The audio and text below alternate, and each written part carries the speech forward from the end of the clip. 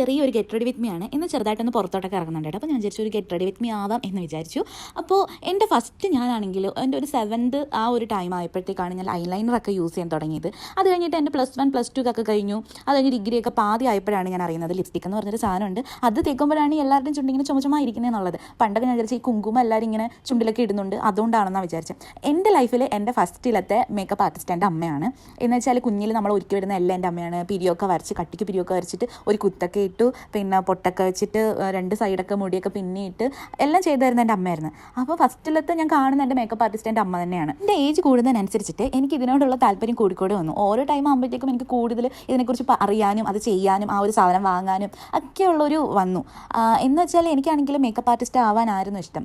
Unfortunately എനിക്കത് പറ്റിയില്ല. ഞാനിപ്പോൾ അക്കൗണ്ട്സിൽ വർക്ക് ചെയ്യുന്നു. ഓരോരുത്തർക്കും ഓരോ ഇഷ്ടങ്ങളുണ്ടായിരിക്കുമല്ലോ. എനിക്കിഷ്ടം അതിനോടായിരുന്നു. എനിക്ക് ഒരുങ്ങാൻ ഇഷ്ടമാണ്.